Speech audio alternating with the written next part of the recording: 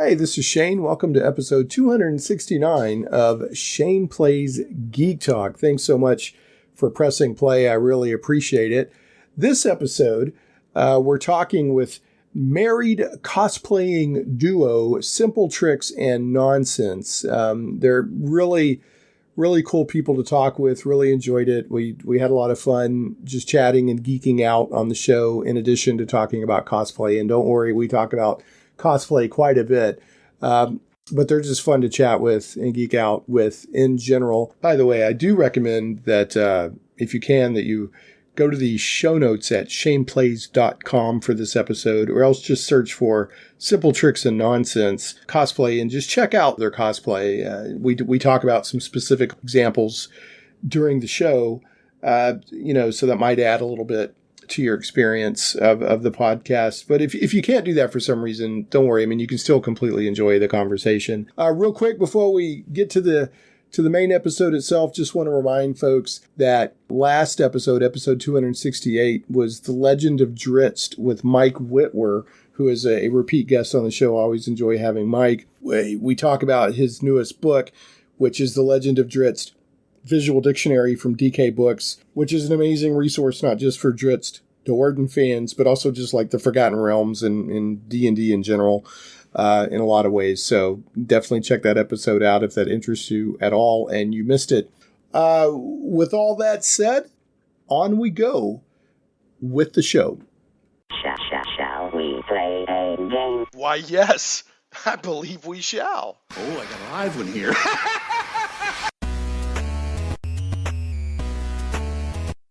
Getting geeky all up in your podcast. It's Shane Plays Geek Talk, a journey into the things we love. I'm your host, Shane Stacks. Thanks so much for pressing play.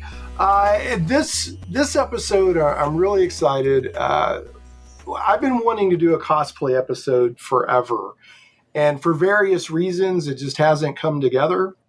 So finally, after all this time, I'm getting to do an episode on cosplay, which, as I've learned, being sort of at cons and just talking to people and have friends that are cosplayers, it's much more than just quote unquote dressing up. There's a lot more to it than that. There's a whole thing around it, which we're going to get into during this episode. And my guests are just phenomenal. Some of, if not the best cosplay I've ever seen. It's just really spectacular. Over the past several months, been following this couple. It's Johnny Havoc and Newt of Simple Tricks and Nonsense, which is a cool name, but it completely belies the effort and just professionalism that goes into. This is Hollywood level stuff. Just really good. So go ahead. I guess I'll let Johnny go first just because he's on the top of my screen, and then we'll go to your lovely wife. My name is Johnny Havoc, or just John. It's great being here. I mean, you and I have talked online a few times, and we've shared our love of Warduke. So Warduke, yes, sir. You're in good company when you find a Warduke fan. Well, that's probably, and we'll get more into it later, but your Warduke is probably what got me going. Who are these folks? And then the more I saw, just the varied cosplay that you do. A lot of it is like, loving on G.I. Joe or Masters of the Universe, but not all of it. I mean, there's a really wide range of cosplay that you do, but your Warduke is just spectacular. And I've shared that around, and anytime I share one of your Warduke photos, people go nuts. So it's actually, awesome. Today is Wednesday, and there's a thing called Warduke Wednesday. We just happen to be recording on Warduke Wednesday. So giving the Duke his due, as my friend Levi Combs would say. And then moving on, Newt, welcome to Shane Plays. Glad to have you. Feel free to say hi and introduce yourself however you'd like to. Hi, I'm Newt. Also, my real name is Rebekah, and it's just a nickname. I'm a cosplayer, an artist, and a model, and a certified bra expert, for whatever that is. A certified what? A certified Bra. what expert? Bra A expert. certified Okay. bra expert. Okay, I didn't know that was a thing, but see, that's the amazing thing about this show. You learn something new every day. So, how do you get? You know what? I'm not even going to go into all that, but it's a thing. So now I work for Victoria's Secret. That's why I am a certified bra expert. You work or worked? Are you still with them? I work for Victoria's Secret. Okay. Wow. I didn't even know that was a thing, but hey, why not? So the multifaceted Newt. I have to ask you, does your name have anything to do with the character from Aliens? It's like they mostly come out at night. That's mostly been my nickname before I even saw Aliens, because when I was a little girl, I looked just like that. Okay. So my family was like, "Oh, you're Newt." And so ratty that's been hair your and name? everything. So, and it just stuck because I haven't changed too much. So do you ever practice saying that? Do you ever go, they mostly come out at night? Yes. Mostly. Yeah. So, well, that's cool to know. Have you two ever done Alien or Aliens cosplay? Have you ever done Colonial Marines or anything? Yep. Yeah, she dressed up as Newt. Yep. Oh, seriously? Yeah. Yep. How hard It's one was of that those to things rat he pressured me into doing it, because I'm like, I into doing want Newt? to cosplay a little girl. And he's like, do it. You're short enough. So Yeah, there was a bunch of us, and it was a Dragon Con, and we had already gotten our Colonial Marines costumes, and we had an alien, and we even had like a female predator. That was the whole theme. We had what did we have? We had a Ripley. We had a Jonesy, who was like somebody's baby that was dressed up in a little cat suit, and we had a Bishop, a very convincing looking Bishop. Yeah. And then Newt. We were like, we got to get you a costume. And one of our friends took us shopping, and we went to a Target. This was at the con. This was the night. Oh, really? So you didn't even know you were going to be Newt until it happened. We're like, we can do this. We can make this costume. So we went to a Target, and we bought like a little kid's sweatshirt and some, they weren't even name brand Oshkosh Bagosh coveralls. Right. And since they didn't have the little stripes in them, we bought blue Sharpies. And we sat there in the hotel room, like tracing the little lines to get the lines in the That's coveralls. Perfect. And then 2 cans of spray paint and some makeup, and it was. And then you've got Newt running around in the ducks. Yep. So that's great. I love. Is there any photographic record of this? The Colonial Marines and Newt. Yeah. All right. Love to see that. Is it on your Instagram? If I crawl through your Instagram, or the one place I know it's at is on it was my profile picture for a while. Me and him as Newt in the Colonial Marine. Yeah, that's great. I love that somebody was Jonesy. That's the best. Yeah. That's taking it to the next level when you make sure that somebody's Jonesy. Right. So, yeah. Well, one of our friends had just had her baby. So the baby was still small enough to be carried around. So and all her costumes were revolving around the baby. So she did Labyrinth, and she did Ripley with Jonesy. So was she the Jennifer Connelly character in Labyrinth? Yes. Or did she? Okay. Wow, that's pretty cool. So if on the off chance people don't know, Jonesy was the cat in the first Alien movie, where Ripley literally endangers herself for several minutes to go save the cat. So I would totally do the same. So, I love that. Yeah, it really showed. I don't know. She's like, I'm not letting this cat, or any part of humanity get left behind with this critter, this evil alien xenomorph. We have a beta fish that's named Xeno because my son got into xenomorphs a few months ago and started buying all the xenomorphs toys. And so that's awesome. Yeah, so we said, what do you want to name the beta fish? He named it Xeno. So there you go. That's awesome. You're hopefully, right. Yeah, hopefully it will remain a fish. There won't be any weirdness. I haven't seen any face huggers, so hopefully that's quite a collection for him to start too. Yeah, right. There's not going to be any end to that because there's so many and they keep coming out. Yeah, there's so many. He's telling me, he's like, there's this one, that one. He's telling me what all the different, because the toys. And I know we're already off on a tangent, which means it's an official Shane Plays episode. The toys are all color-coded, and they're different from like what you would know from the movies. They're like the blue means one thing, and the red means, like they have different roles. You know, where in the movies it's basically you've got Queen and like workers, and the workers will So kill you. is he focusing on like the NECA figures or the No, he's more like the alien, the retailer, the alien versus Predator? Yeah, it's more like you go to the homage to the Kenner ones that they used to have. They're like if you go to like Walmart or Target or something, they're hanging in the regular toy aisle. They're all one color. They look good though. They're not bad sculpts for. They're not bad sculpts for. I look at them and I have to fight myself to not get them because I know there's so many out there. Yeah, there are. I mean, it's a whole. Yeah, it was the whole thing. I mean, they, like I said, it's not. It's not just. There's not just the Queen and the worker. I mean, they. Which is, of course, that's smart because they're making all these different ones that you have to chase down and buy and everything. So, okay. I'll bring us back around. So we started talking about cosplaying.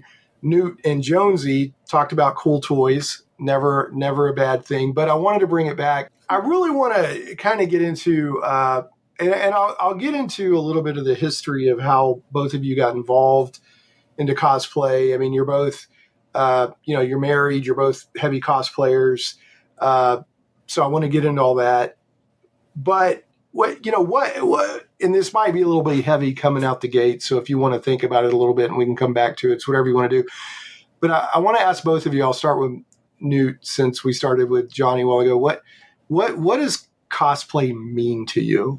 Like, what does it mean on a other than just quote unquote dressing up, which it's much more than that. Like I know people that are in the 501st with the trooping and, they're like, no, we're not just dressing up. There's a whole community and a deeper level of thing going on here, and they're raising money and all that, the bad guys doing good and all that. Mm-hmm. That if people don't know what I'm talking about, there's the people that dress up like stormtroopers and Imperial officers. There's a really organized organization around that.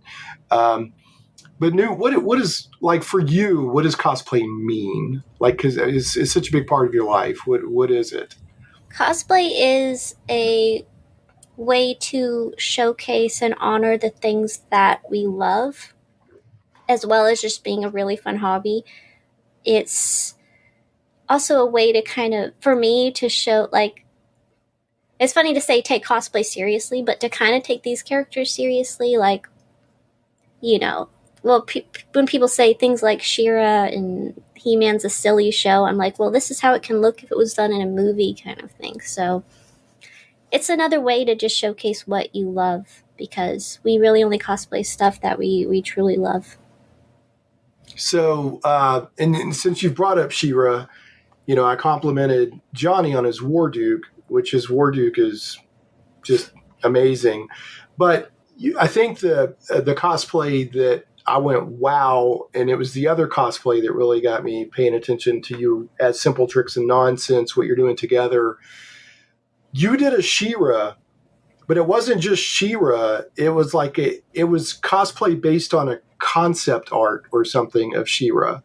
Yes, and it's amazing. I mean, it's some of the best. It's definitely the best She-Ra I've ever seen, but it was like that was a work of art. So if you don't mind, tell us a little bit about that She-Ra. What was the inspiration for that again? And like, how long did it take you to make it? And, So I'm friends with William Stout, the artist, and I've always loved his artwork and what he's done with the Masters of the Universe, the 1987 movie. What he's done with so he was one of the concept artists for the. He was the main concept artist. Okay. There were some others, but he was the main concept artist, and that was his She-Ra. And I've always liked it, and I've always wanted to do it. But he was thinking of going to PowerCon, and I was like, well, I'm going to PowerCon. If you come to PowerCon, I'll make your She-Ra into a costume. So he was like, okay, done. So he came to PowerCon. That's why that's the main reason I did that, and I just love it because I had already done the original She-Ra, so it was time to do a different version of She-Ra. Yeah, I've seen both, and both your She-Ras look great, but that concept art She-Ra, I don't know what else to call it, is just, it's on another level. It's very heavy metal magazine, like it's very 80s and just awesome. That's what I loved about it. I could see that. So that was one of his concepts for the 87 movie, and you made... Yes. Okay. All right. How long did that take to make? Like, how long does it... You guys don't throw your cosplay together in a day. I mean, unless it's a new costume, right? Right. From the Aliens movie. So how long did that take to do? That one wasn't that long. Probably 3 weeks. Okay. Yeah, it was under a month because we started it. It was the last costume I started before PowerCon, and because there's not a lot of armor on it. The longest thing was the crown to make because I just hand sculpted that. But yeah, it did not take long because most of it's all sewing, and that goes pretty fast. And there's not a lot of clothing to it. It's pretty skimpy, so that makes it easier as well. Yeah, it didn't take long to make. That's cool. I mean, it looks amazing, so I would have assumed it took longer. What was the reaction at PowerCon to that? William Stout loved it. He was over the moon with it. Surprisingly, a lot of people knew what it was. I was Really? I was expecting people to be like, I don't know what that is.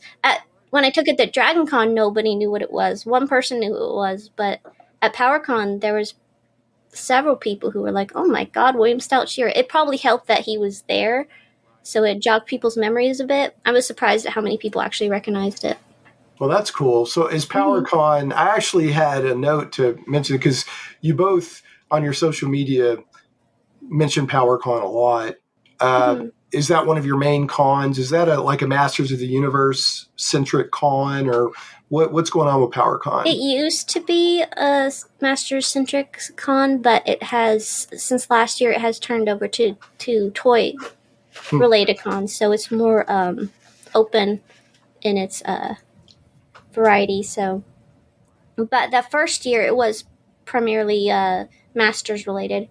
That's why I was like, well, that's the perfect place to bring that concept here, because if anybody's going to know it, it's going to be there. And that was right. And even still, even though it's more toy based now, there's still all the same people are still going pretty much. So it's still a lot of people will know Masters there. So Johnny, I'm going to bring it back to you. What does cosplay mean to you, sir? That's hard. You know, one of the weird things, and this isn't to, let's say, overly inflate it, but when you look at like prehistoric people and the things that they admired, or the things that they wanted to try to personify, you know, because you see ancient peoples and they're wearing, you know, like wolf headpieces or bear headpieces, or, you know, you see indigenous people and they're dressed up as a falcon or a hawk or a vulture or something like that.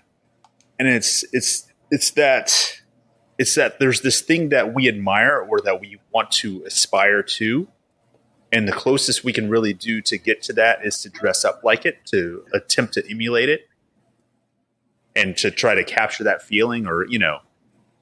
So I almost feel that like with our pop culture mythology, that we find characters that we admire, and that the closest thing that we can get to that is to dress up as that character, you know, and then comes into that's one aspect of it. Another aspect is, well, there's the challenge factor of, well, how do you accomplish that? How do you take something, you know, that's coming off of a cartoon or a comic book that's two-dimensional, Yes. and how do you make it three-dimensional? You know, and how do you give it more substance? Because we're all old enough to remember the older comic books where almost every costume looked like it was just painted on the person. Right. Every muscle, everything. You know, right. There's nothing to the imagination. There was, you know, pre Rob Liefeld putting pouches on everything, you know, is like everything looked like it was painted on. So how do you translate that to an actual wearable costume and then make it last through a con? Because if you're a Vampirella, you're like, well, how is that going to stay in place, you know? Yep. So it's the same thing. It's making it something off of paperwork. Yeah. Yep. So that's it's to take something and show the world, like, this is what I like, this is what I admire, and then at the same time, this is the work I put into that. Mm-hmm. Yeah, I mean, there's definitely there's an art to it. There's a not an art. I mean, there is an art, but there's also a hands-on trade to it. Where it mixes all these things: imagination, inspiration. I've seen some really cool cosplay. I'm the kind of person, like, when I go to cons, I get impressed when I see somebody take a risk and do something that either most people hadn't heard of or nobody else does. Now, I'm not putting, if somebody wants to go as a very common, that's fine. I mean, like you said, it's about what you love. But like, I like it when I was at a con a few years ago and somebody cruised up as Rufio from the Pan movie, or the Peter Pan movie. And yes, instead of the quote unquote Peter Pan movie, I mean the Hook movie from 1991. And it looked really good, and these days they're kind of taking a risk because a lot of people might not even know. They just think it's some random, bizarre anime character or something like that. Mm-hmm. So, but like I said, it's not to put out I see like I said, it's what people love. I see plenty of the guy wearing a wife beater and the Wolverine claws doing that kind of Wolverine. What do they call it now? Is wife beater even a cool thing to say anymore? But you know what I'm talking about, that kind of weird. So with the claws, I see a lot of that. But I still respect that. Or we've all seen Daddy's Little Monster, right? There's a lot of that's like, hold on, my cat wants in. Hold on. Okay, I wasn't sure if that was our cats or your cats because we have. No, come here, Danny. Oh. No. Okay, I thought that was one of our cats. No, that's one of my cats. He's a big dummy. Come here. Come on. There you go. You can meet Buster. Oh.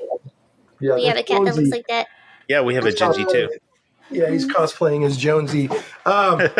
We have an Australian friend that she went to school for art. She started out going to art school, and then I guess some way through it, she's like, you know what? I'm never going to make any money at this. So then she changed and she went to med school and she became a doctor. But she still does cosplay.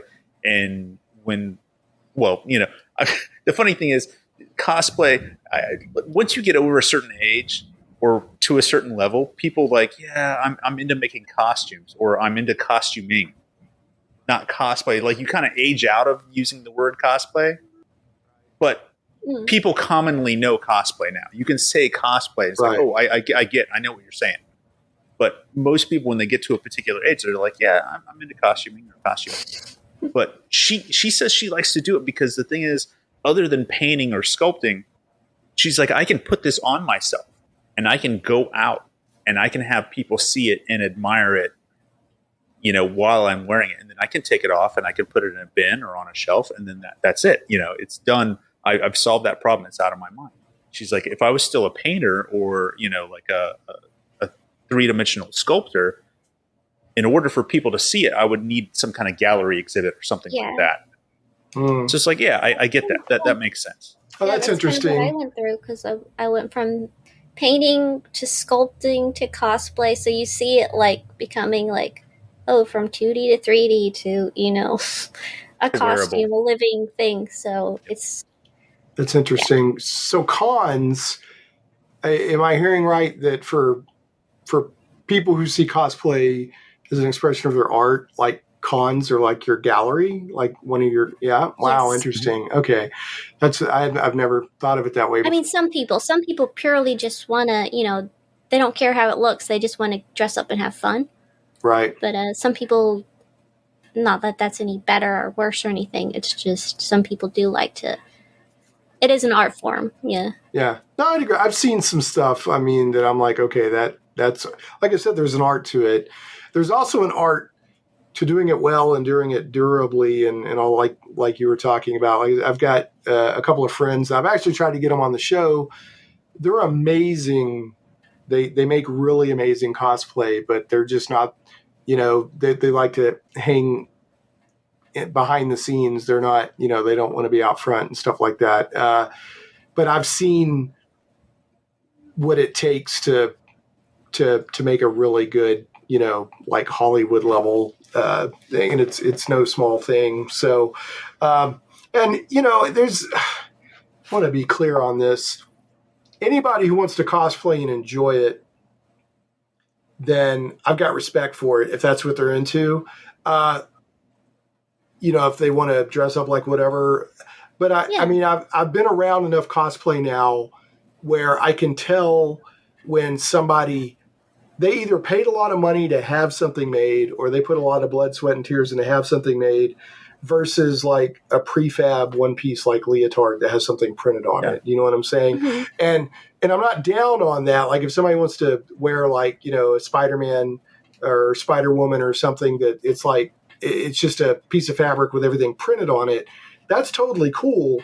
I'm just saying, when you're talking about artistry, like I've seen some stuff, I'm like, okay, that's a one of a kind. It's on another level, yeah. Right, that's a one of a kind. That took a lot of whatever, so I could see that you're like, I can't wait to get to the con and see what kind of response I get to this, or what people think about it.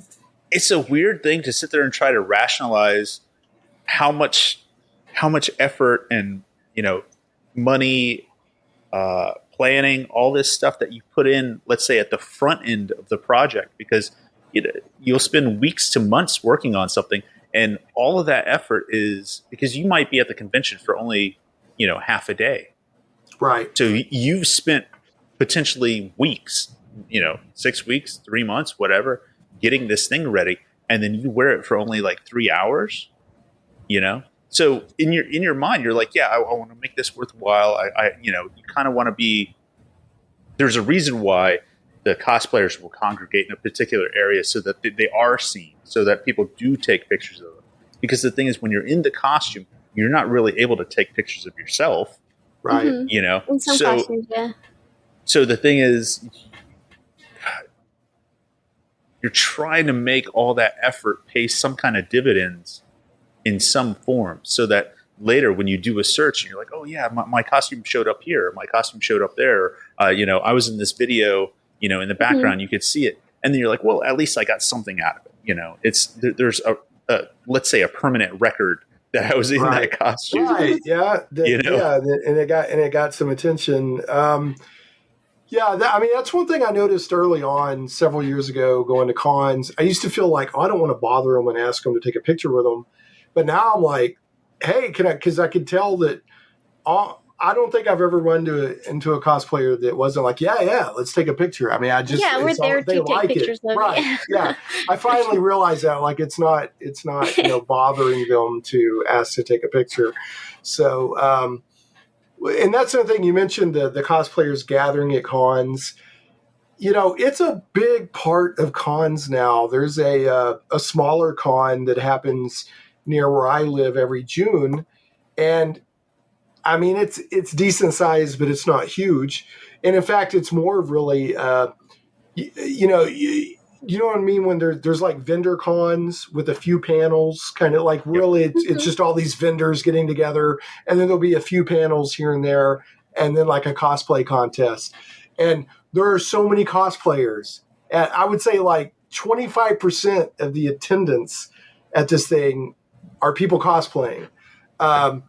So because it's like you got all these people in the area that want to go cosplay somewhere, right? Yep. So here's a good reason. And like you say, you see them all hanging around together, and and I love when they're like, okay, let's have the march of the and then the cosplayers will march around, and then they'll have the contest and all that, and you could tell it's a big deal for the cosplayers. Here's a chance to. It is. There's MegaCon in Orlando, and for years and years, people, there's people that still do it now. They won't pay to actually go onto the convention floor and check out the artists and the vendors and the celebrities and all that stuff. They'll dress up and they'll hang out in the lobby because the lobby's more than big enough, and everybody has to pass through there to get into the convention floor, and they will just hang out there all day. And that's it. They've gone to MegaCon. But they didn't pay anything. Mm-hmm. And their pictures show up everywhere. Yeah, and you'll see their pictures everywhere. It's like, they found a way. So these are the life hacks of the veteran cosplayer. Hang out in the lobby. The funny thing is, I like shopping. I like looking at toys. I like looking for weird stuff. And I always end up being in a costume where I can't see anything. So I'm just like walking around and like kind of looking at things. Yeah, or you can't buy anything because you're like, I don't have my wallet, or it's going to be weird carrying it around now. You did is it Merman from Masters? Mm-hmm. Could you see out of that one? That was like a full, okay. Yeah. I can see out pretty good, but the thing is, you know, your sensors are all dulled. You can't see out well. You can't hear well. People can't hear you well. And then at the same time, you got like rubber gloves, so you pick up merchandise. There was just at Toylanta, I was going around and I'm looking at stuff, and there was they had some vintage DC comics cups. They had Wonder Woman and I think Batgirl and Supergirl. And I'm trying to talk to the guy. I'm like, how much are those cups? And he's like, what?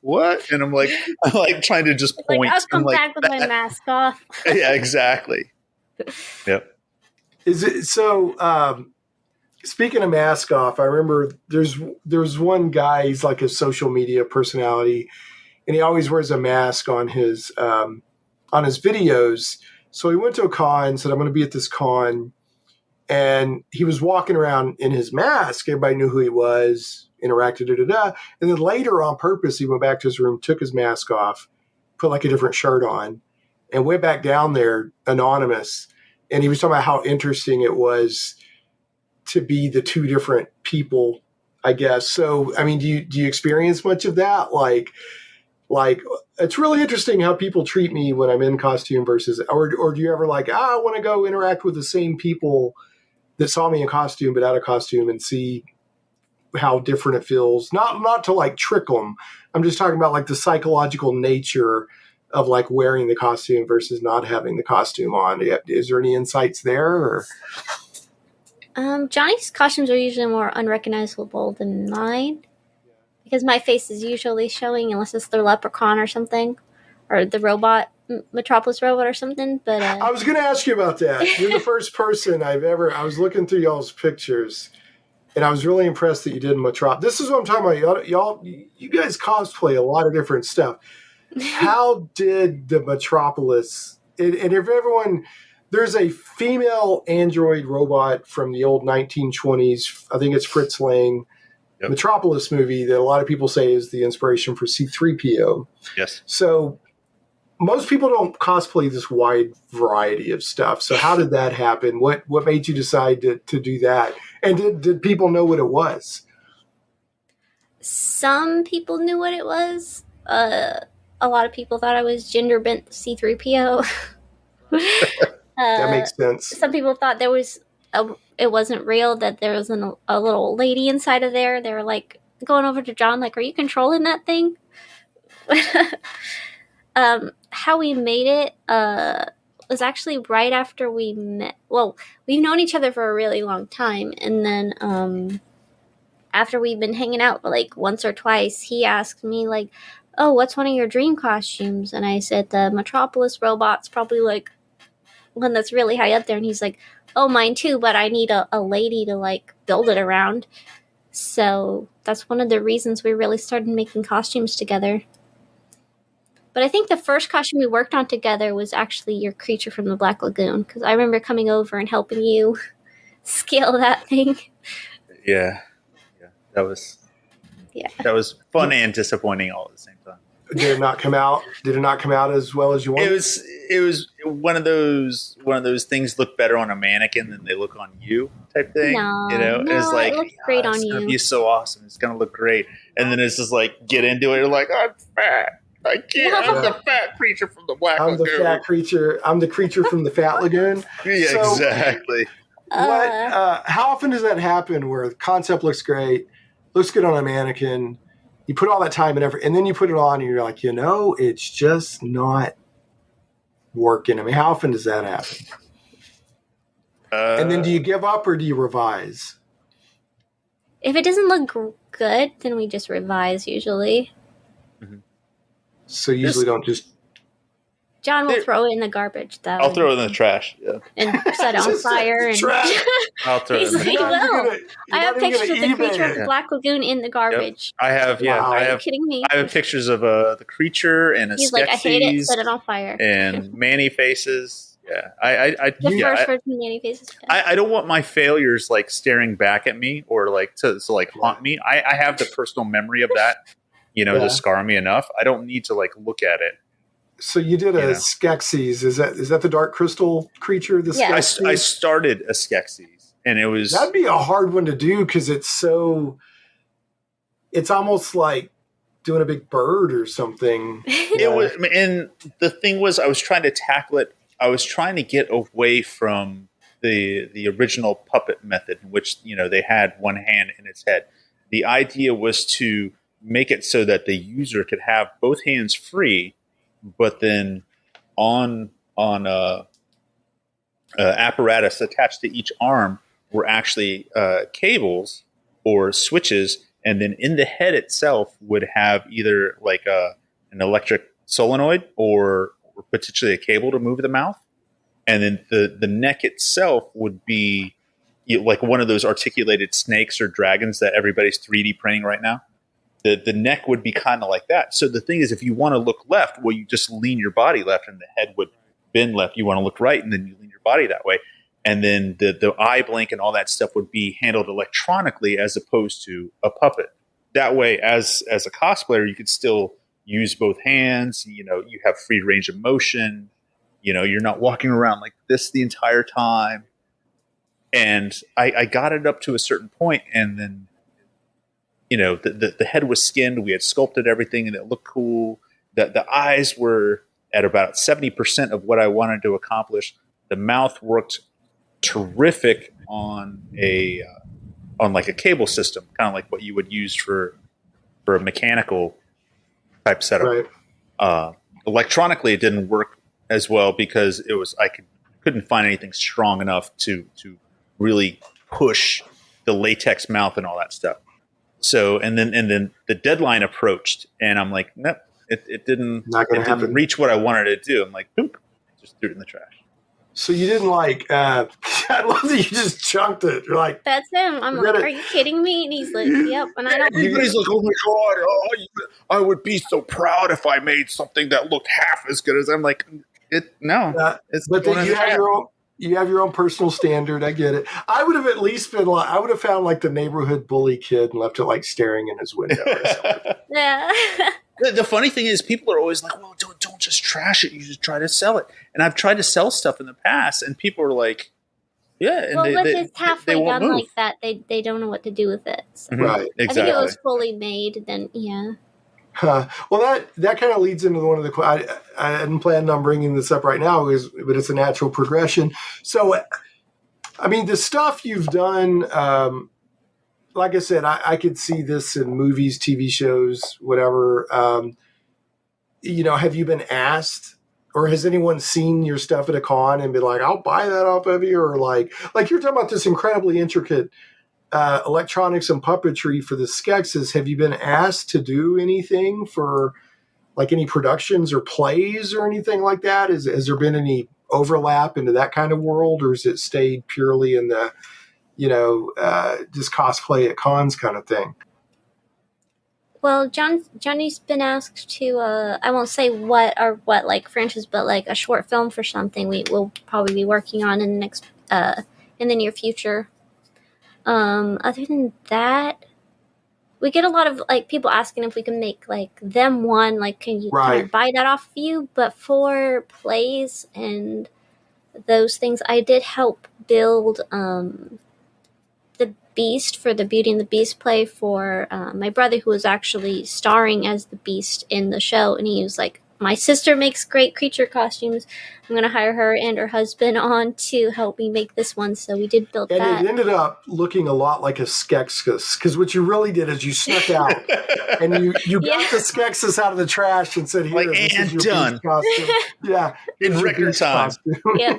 Like, well, it's a strange looking beast, but it works. So I'm surprised. I mean, with the stuff you put on social media and the I guess the people that you've met at cons or something like that. I wouldn't be surprised if you didn't get asked to like, hey, we're making this show or something. Can you make us a prop or something like that? So I wouldn't be surprised if that happened. I've got some of your social media pulled up here. I'm going to go through some of the pictures of costumes y'all have done. I want to ask you about them, but while I'm doing that, people do like I can think of an occasion at a local convention that we do. There was a guy that was talking to me a lot because we built a life-size IG-88, and the head mechanism turns for the various eyes that are up there, and then again we made it so it's a partial puppet so that you can move the arms and close the hands and all that stuff. And the guy was asking, he's like, well, how much would that be? How much would it cost for you to make me something like that? And to try to tell people that even it's like trying to get them to understand that the labor is what kills it. Mm-hmm. Is that you can look at something and you're like, oh yeah, here's this 8.5 foot tall robot and it probably only cost about $120 in materials. Which is not labor, right? Yeah.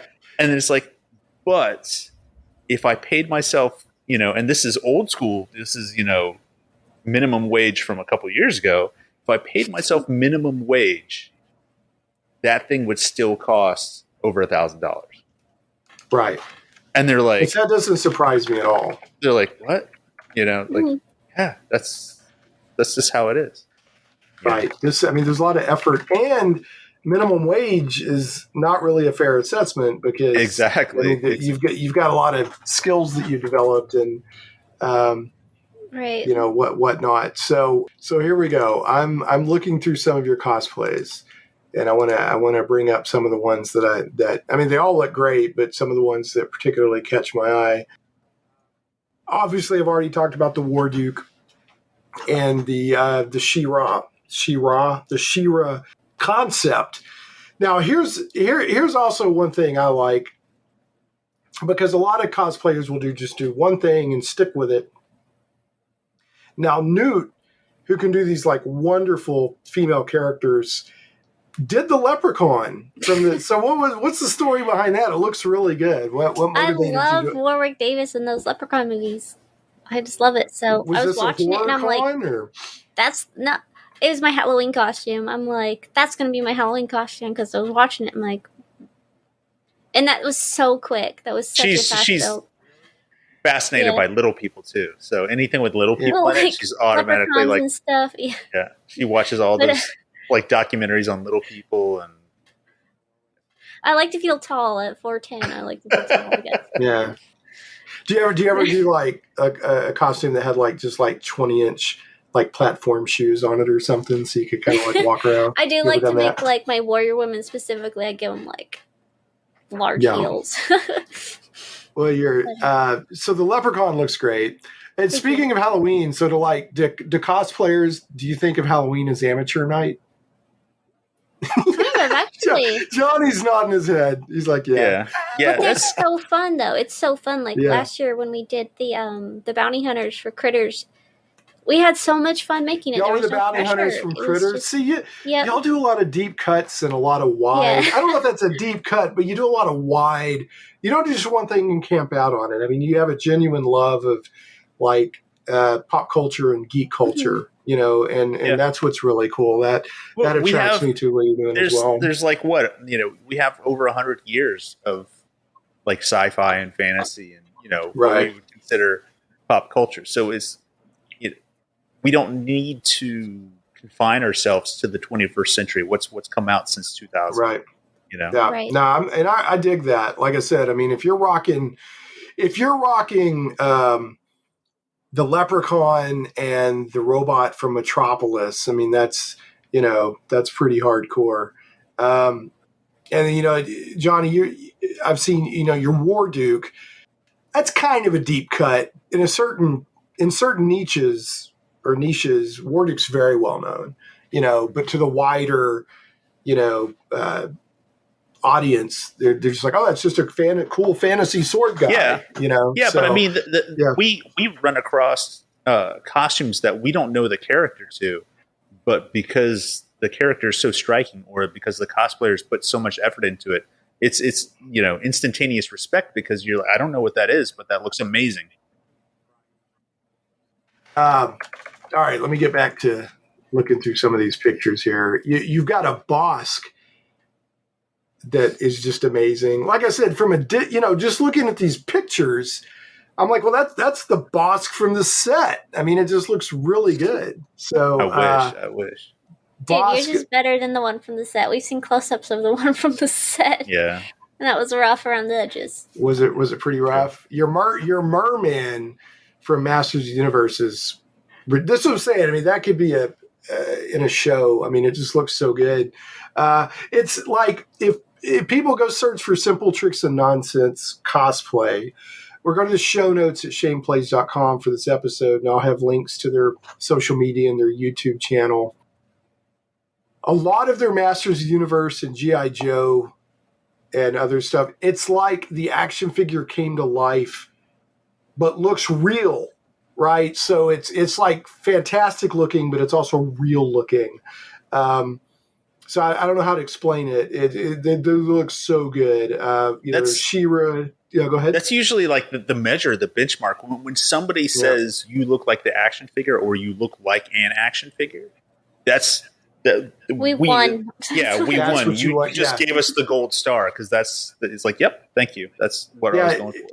It's like a kid got a genie. The genie said, you have 3 wishes. And he said, I want this action figure to be real. And then boom, it's like this big, tall 6-foot action figure walking around. Yeah, it looks really good. You got, you're doing Tila for Masters of the Universe. You got a couple of different She-Ras. I forget, is it Hordak, the guy that came along and was like, Hordak. Skeletor, I'm taking over. Yep. So you got a great looking Hordak.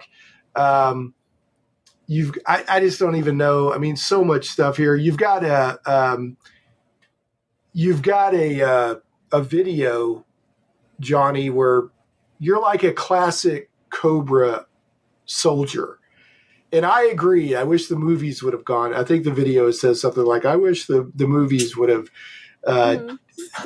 made it look like, because it looks good. I mean, I could see that. It looks like fun and action and, all that. It doesn't have to be super gritty and look like, I don't know. It just looks really good. There's a believability to it. Right. Yeah. It can look fantastical or fantastic and look like it stepped out of a cartoon or off a comic book page, but still look believable. Mm-hmm. And I think that like, a lot of y'all's cosplay looks, you're, Newt does a Baroness from G.I. Joe that looks great. Were you doing Dr. Mindbender? I can't remember who you were doing. I did Major Blood. Major Blood, that was it. Major Blood. And then you also do, you like your Cobra Soldier and all of that. Stuff just looks so good. So do you, out of the, one of the questions I have, I don't want to forget to ask, both of you, do either of you have a favorite cosplay that you've done? Like, this is just my absolute favorite. It's really hard to say now, but like, I would just, for personal reasons, my She-Ra, because I just am so in love with that character and what she meant to me as a little girl and everything. So, well, let's talk about that. Talking about, cosplay, a big component of it is honoring characters or properties you admire. What was it about She-Ra that lives rent free in Newt? Oh boy, she embodied everything I loved as a kid. Because as a little girl, I wasn't like a girly girl, and I wasn't certainly wasn't a tomboy. I was like this in between. I liked Barbies and I liked action figures. Well, here's She-Ra, who's literally both, And I was really into Xena at the time, and I was really into Barbies too. And She-Ra's kind of like, she looks like Barbie, but she's kick-ass like Xena. So she's just like everything I liked, and I just thought she was just so kick-ass. And she literally like taught me to be a better kid, because I remember quoting her to my little brother who we fought all the time. And there's one quote from like the Trolls, what was it? It's not the Troll's Dream. I can't remember the episode, but where she literally tells the troll, like, well, fighting won't solve anything. Because I remember repeating her to my little brother when we were fighting. So that's right. Taking the life lessons from life lessons from She-Ra. But no, she just stuck with me. And that today's episode we saw that it's lucky. Pride never pays. Yeah. But no, it just stuck with me, and that fandom just stayed. You're fans of things, and then they fade through time, but certain things, they just stick with you and they grow. So, and that was She-Ra and Masters of the Universe for me. So how big is, I like Masters of the Universe. I grew up with Masters of the Universe. I can remember watching it on TV when it was that and Thundercats and, Transformers, G.I. Joe. I was watching all that stuff. How big is I like Masters of the Universe, but that's not like one of my main fandoms. How big is the fandom for Masters? Is it pretty big? It's pretty big. Yeah, it's really big, and it's a very mixed bag of people. Yeah, well, there's been so many different incarnations of it, right? There was the original cartoon from Filmation. Mm-hmm. There's a cartoon from like the 90s or 2000s. 2000, from the 2002 is when it came out. A lot of people give it respect. I haven't seen it. It's really good. It's a solid reboot of something. Mm-hmm. And then they've got, other iterations. I liked, and I've risked the ire of the geek world, evidently. I didn't hate Revelations that came out, Mm-hmm. I didn't love everything they did about it, but I thought the animation was good and the action was good and the sound design was really good in it. And, I guess I just didn't realize that Masters of the Universe was still that big. Mm-hmm. So... do you see it a lot at cons? Like a lot of the cons I go to, you don't see a lot of cosplays of it. Like the most cosplays I see of it is Skeletor and Evelyn. Yeah, I think a lot of guys are like, I can't be He-Man, Right? Yeah, it's hard. But those are the most I see. But that's not a whole lot. She-Ra, I do see a lot of She-Ras as well, but it's not like the most cosplay thing. So have you ever thought about like spray painting your cat green and saying it's Cringer? Yeah. I accidentally dyed our cat green on accident. Well, no. You can't. How do you accidentally dye a cat green I'm kidding. Accident? Oh, you were kidding. I thought you really did it. No.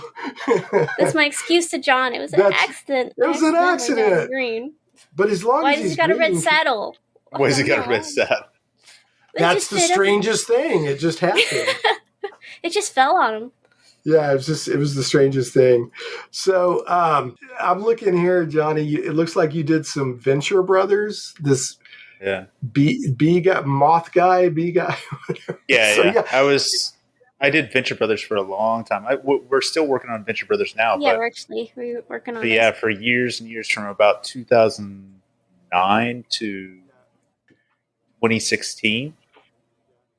There was a group of Venture Brothers fans that would meet at Dragon Con, and we'd always have we call it the Venture Brother Party. It was just a gathering, and the weird thing was everybody kind of like pushed each other and encouraged each other, because in that universe you have all these crazy knockoff characters that you would see in like DC or Marvel or G.I. Joe, whatever. And everybody's like, oh, well, I should do this character. I should do that. And they've in the show, they've created all these background characters that are just really ridiculous. They have like the stupidest names and gimmicks, but you're like, oh, I know exactly what they're ripping off for that.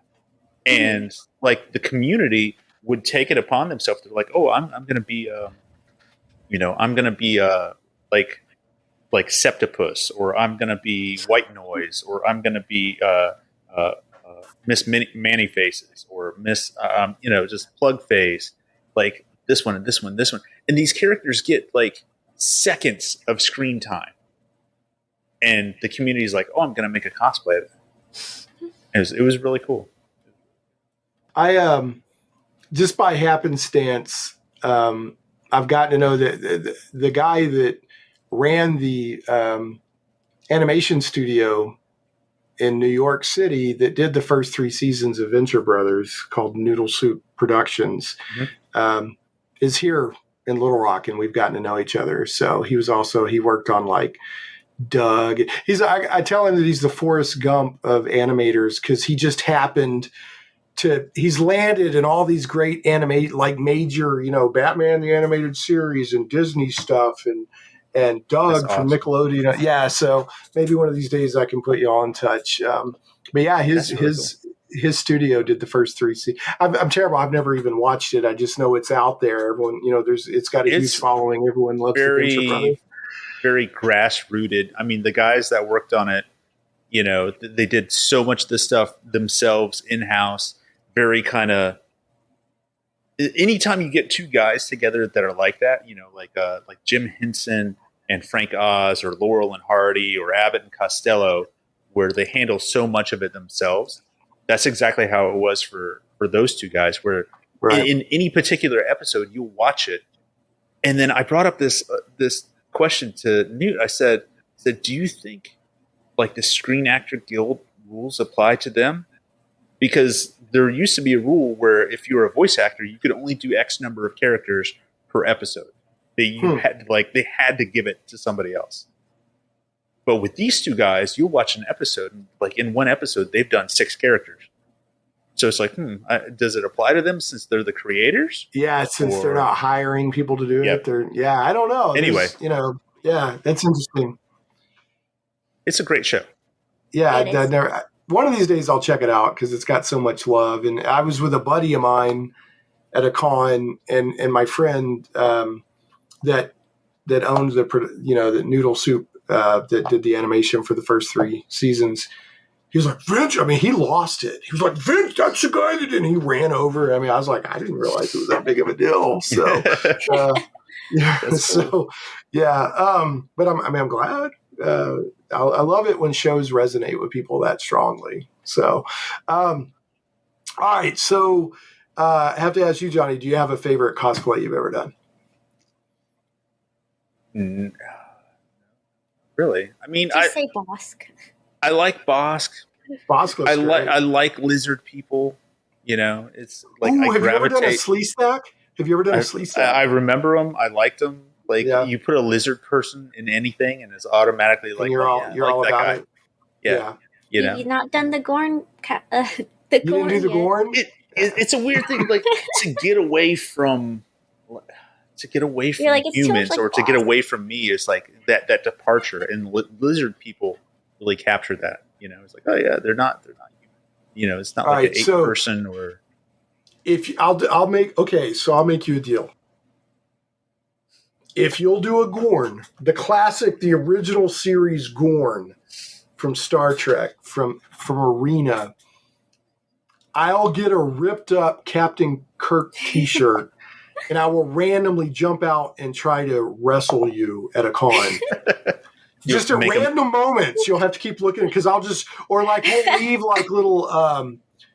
leave like little, because didn't they have like, well, here's gunpowder over here, and here's you're gonna make a makeshift cannon and shoot some diamonds at me. Whoever finds it first, I think we should do that. So, and I can do Kirk Fu. Yeah, I'll do Kirk Fu. I can do some Kirk Fu. So that'd be really slow. Like really slow motion. Really I'll just clasp my hands together and pound you in the back. So now we'll do that. Awesome. If you Gorn it up, I'll Kirk it up. If I Gorn it up. It's called Gorn Hub. Whoa. That's a niche right there. So, okay, so maybe Bosk was a favorite, according to me. I like Bosk. The thing is, I did a Blind Dead costume. I have my Skeleton Warrior. I like the Skeleton Warrior was great. The action on the jaw on that Skeleton Warrior was great. I've seen where you have the video of where you're moving the jaw around and everything. Yeah, like the Reanimated Dead is cool, to me, because it's like the idea that you're some unstoppable force, right? And there's like a kind of a power play there where it's like, oh yeah, like can't stop me because I'm already dead kind of thing. You could do like a leech or a lich from D&D, be like a Sararak. I don't know if D&D is one of your like fandoms or not, but there's a lot of undead in there, man. Famous undead too.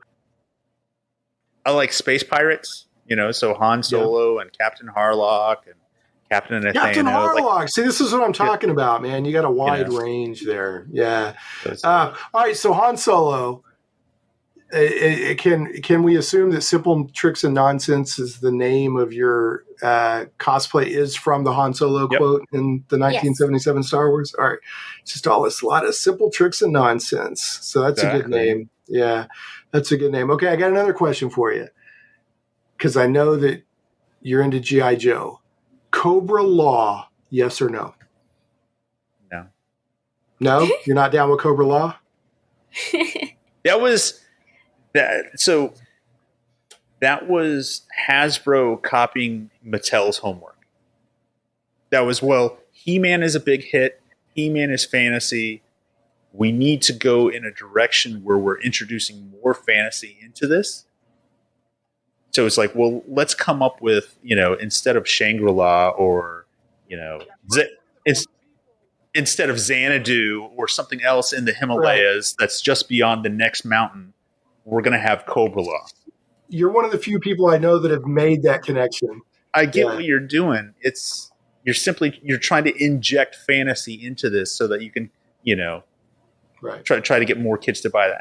And that was something that both sides did going on. Yeah. Yeah, you saw He-Man moving more into, space and whatever. Yeah. With New Adventures, it became like G.I. Joe, where you had a specialist diver and you had a specialist guy and you had a specialist this. So like, you're copying Hasbro's homework. And then Hasbro's busy like Street Fighter and Jurassic Park and like everything else is like, we get what you're doing. You're playing trends. Yeah, well, people forget it's a business, and they think that if we do this, it's just like I went in.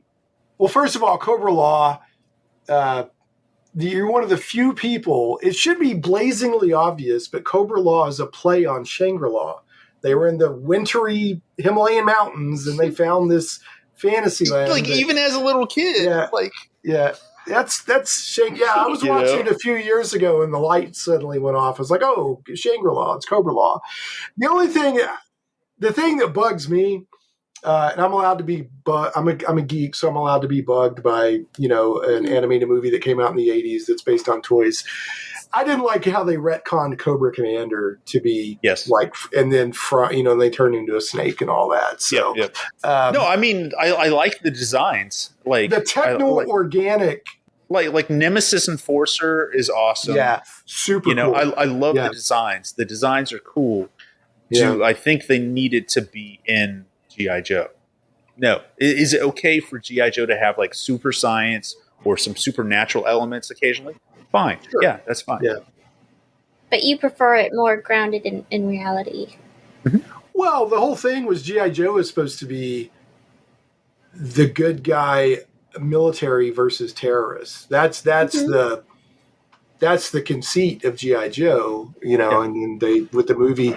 But both of those movies for Transformers and G.I. Joe did pretty big status quo changes. Like I went in, I was a huge Transformers fan, still am, G1 Transformers all the way. And I went and saw Transformers the movie. I was like 14 or something. I don't know how old it was.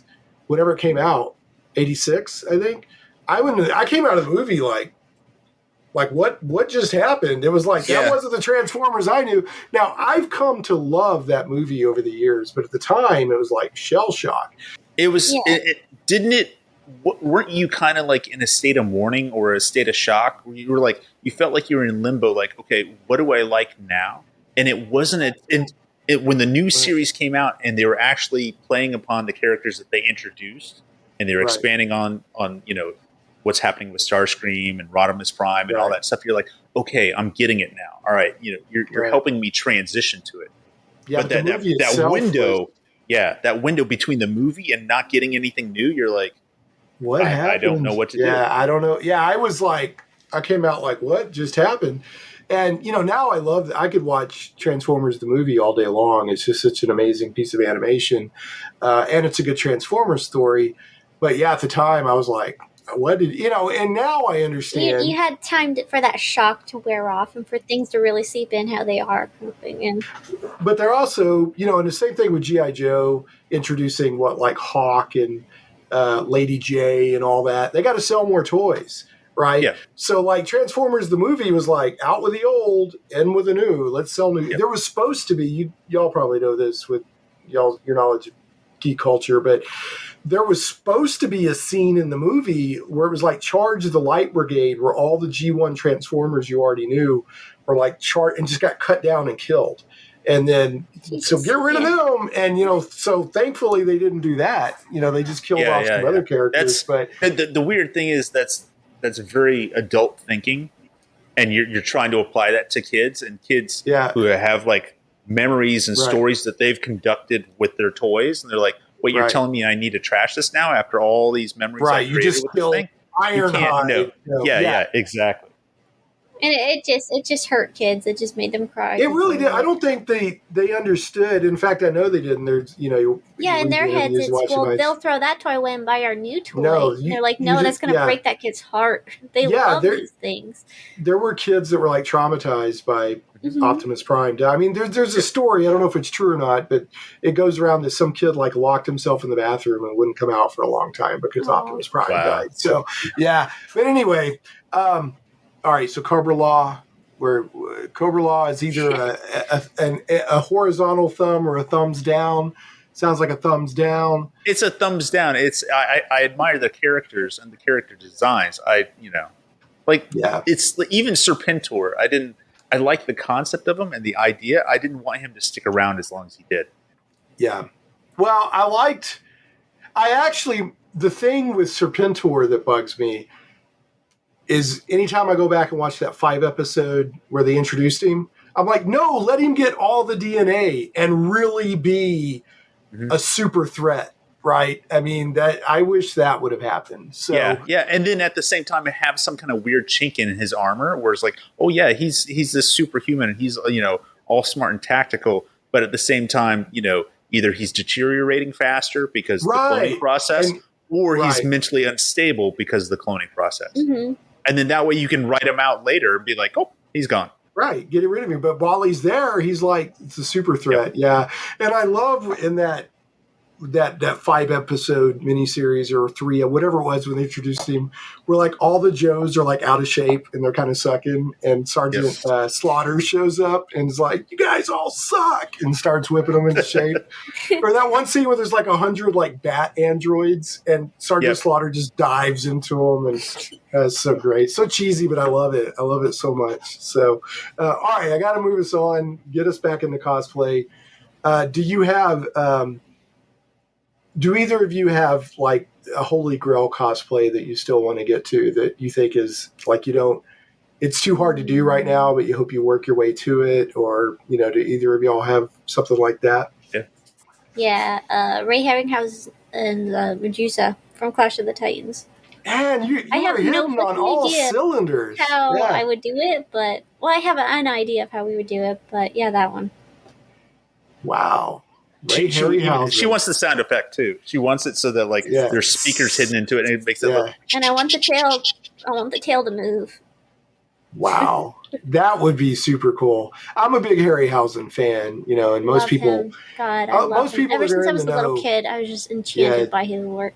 It's great. I mean, and most people, I'm sure most people that are into this stuff know. I mean, the Clash of the Titans was like his last or one of his last big works where he really got to show his stuff off. So, I can still see that cracking. Like, I was just talking about Clash of the Titans with somebody the other day, and I can still feel the spray of the water in that Kraken scene. It just seemed so cool when I was a kid. Yeah. All right. So Medusa from Harry Harryhausen's Clash of the Titans. Does that mean that Johnny would just have to dress up like somebody turned into stone? Be awesome. And you'd have to drag him around in a wagon. I was hoping you'd be Perseus with a head of Medusa, just like walking around. That'd be pretty cool. Looking in my shield the whole time. Yeah. So what? Like, do you have a Holy Grail cosplay there, Johnny? I have a bunch. Yeah, there's a bunch where I really like the design of the new on the Netflix Lost in Space, the new robot for Lost in Space. I love that thing. That's gorgeous. Yeah, it's so cool looking. Danger, Will Robinson. Yeah. That one. I want to do a good Batman Beyond costume at some point. Yes. What else? Robocop. That's sweet. Yeah. Murphy. Yeah. She'll dress up as Lewis. Yep. Yeah, you be Lewis. Dress up as Lewis with the helmet. Yeah. You guys are just dropping references left and right. So, so would you do the Murphy with or without the full? Oh, it would definitely be with the visor. Yeah. I would say he would use the sound effects, but he can already do them with his mouth. So as we found out with your old high school friend, we run into a random friend at a friend of his from high school at Walmart, and we're like just chatting, and he's like, "By the way, do you still do the RoboCop impression?" I haven't seen this dude for like 30 years. And he's asking about your RoboCop. And the first thing he says, like, I have not seen this dude since like 1993. And like the first thing he said, you still do a good RoboCop? I'm like, and I'm dying because I'm like, I don't know if I do or not. I'm like, All right. So, well, do you want to give us a demonstration? Do you feel like doing a RoboCop? Right. No, you're all right with that? All right. So, okay, let me clarify. And I had to clarify to Newt, like, where that was coming from to put it into context. It wasn't just like the voice and the sound effect of the walking. At my work, I worked with this guy at a movie theater, and the movie theater was so cheap that we only had like one dumpster in the back, and in the summertime it would get super busy. So the dumpster would get full, and you would need some way to compact it so that you could get more trash in it. So we would take the Coke boxes, like the boxes that the Coke syrup would come in, and we would put them on our legs. And we would climb into the dumpster and hold on to the dumpster rail and jump up and down with boxes on our feet. These are like 16-year-old kids. Yeah, it's to compact the trash because our work was so cheap that they wouldn't get a second dumpster. But the thing was, when you had those boxes on your feet and you're walking, it forced you to walk like Robocop. So like it was so easy to just do the hard pivot. You know, you'd walk. But you would just have to do the sound effects. Exactly. Yep.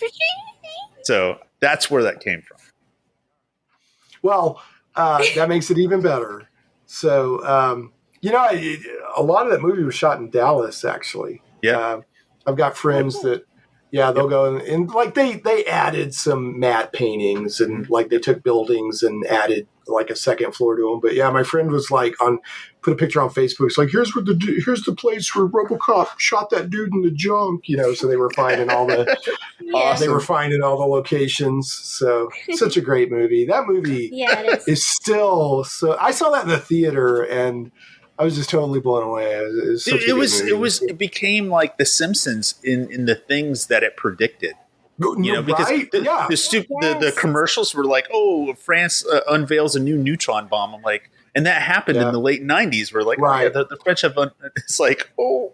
Well, that's one of the reasons that the first one hits so hard. It's because it's an amazing sci-fi action movie, but there's a lot of satire and commentary in it, where the other two don't have that. The other two is still the second one's still a good action movie, but it doesn't have that. If I remember right, the same director did Starship Troopers, and the first Starship Troopers has a lot of commentary and satire in it as well. But yeah, I still love where the commercial for the anti-theft, was that the first one or the second one where the thief steals the car and like gets electrocuted to death or something like that? Was that the second one where they had that one? All right, moving us right along. I'd love to see a good RoboCop cosplay, so I hope you get to pull that off sometimes. He's been practicing the walk since he was 16. Shut up. Yeah, right? Yeah. But see, your RoboCop, you'll also have to stomp around in Coca-Cola boxes, and people won't get that. But a couple of people will get it. A few people, the people that matter, will understand what that's about. So, okay. So I got to wind us down here. I wanted to ask a couple more things that I had notes on. You're free to mention anything else that you want. What is at one point I saw it was one of you or both of you or something. I think you were being promoted for an appearance at a con. And it said pro cosplayer under the name. So what is pro cosplayer? Is that a thing in the industry that people, I mean, what does that mean?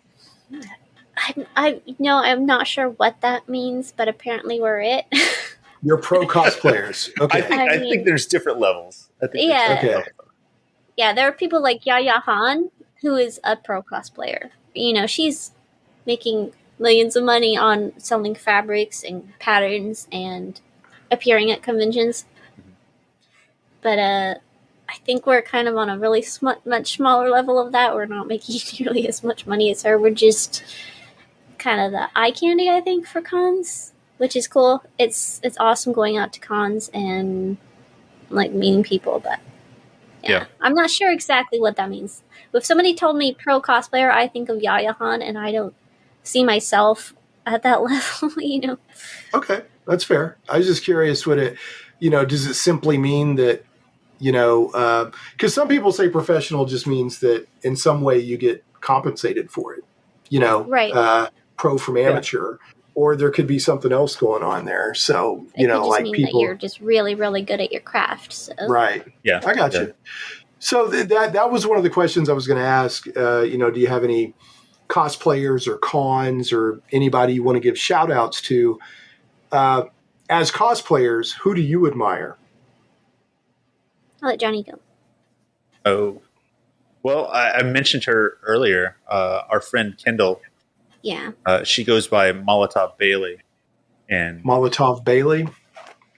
Mm-hmm. Okay. She's got she's into a lot of Henson stuff. She's into a lot of puppeteering. She does a great Master Splinter from the Ninja Turtles movie.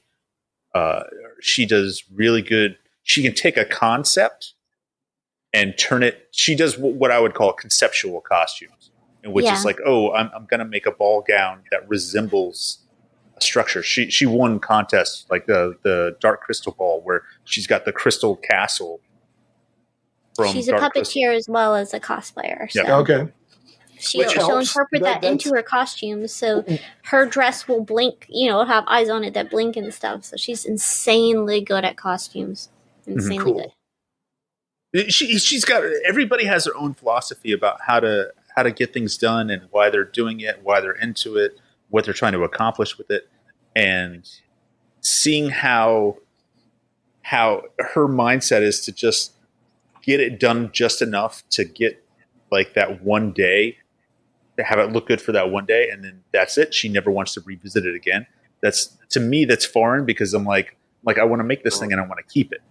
Right. I want to be able to put it on whenever I want. And just but for her, it's like almost like a poem. It's just like, or yes, it's ephemeral or whatever. Yeah. So that's cool. I just, she's like, I already climbed that mountain. Why do I need to climb that mountain again? Yeah.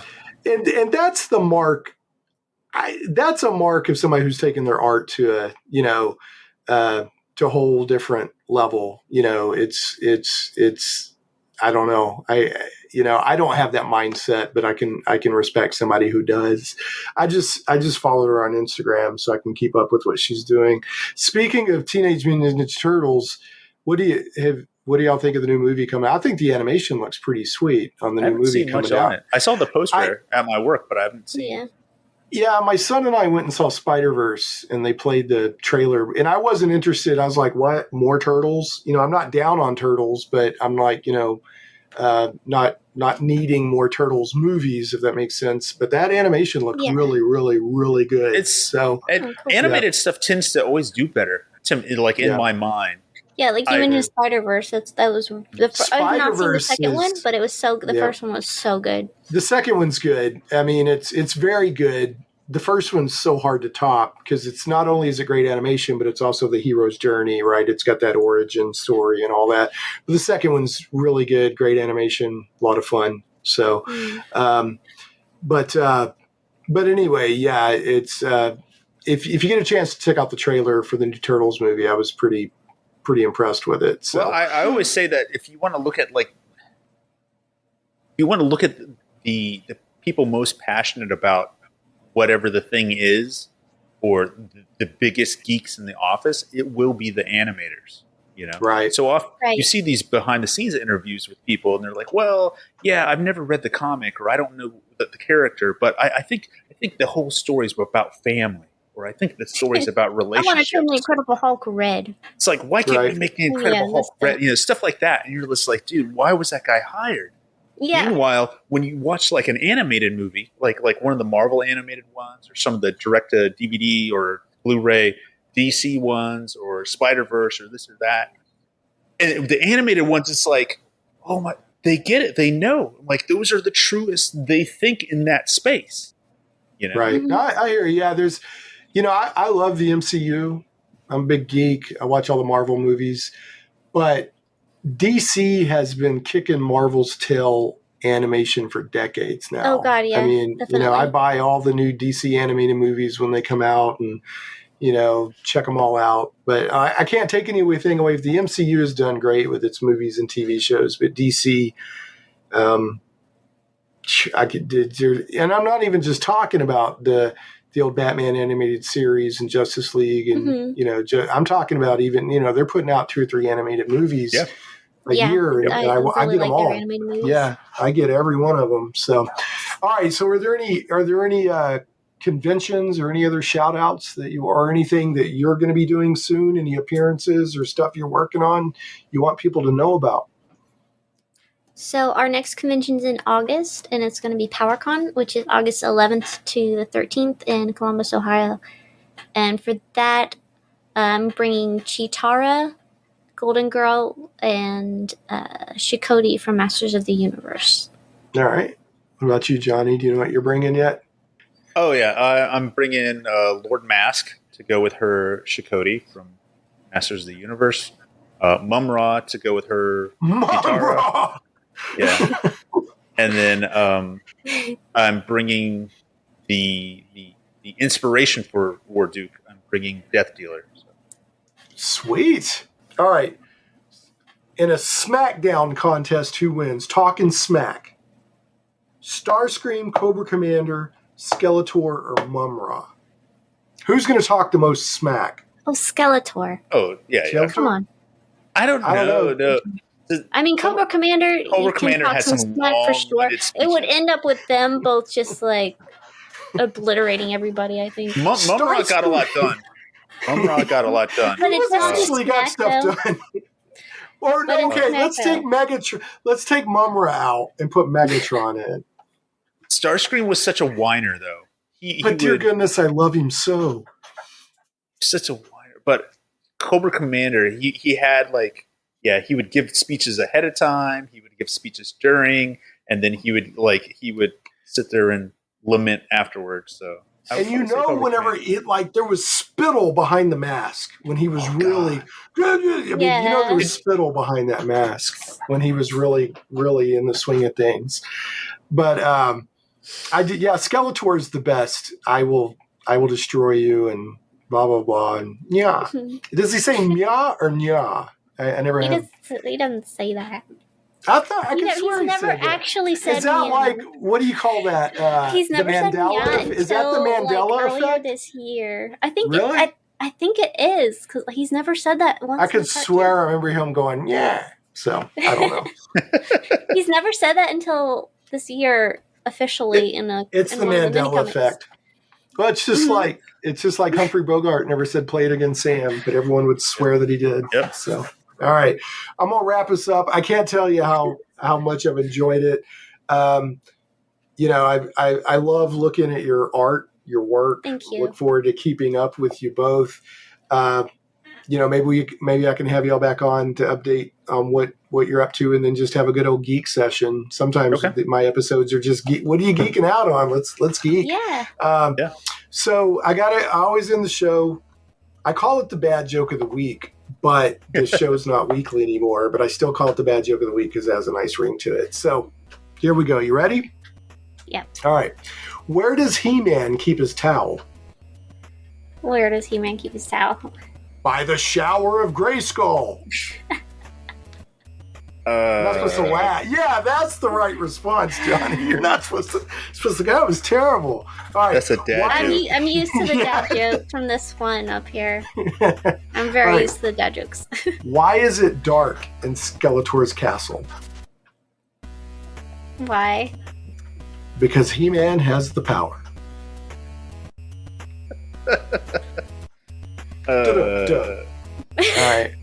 All right. Anyway, it's been a pleasure. Thank you so much for coming on. Yeah, so we've been talking with Johnny Havoc, a.k.a. John McDonald, and Newt, a.k.a. Rebekah McDonald of Simple Tricks and Nonsense.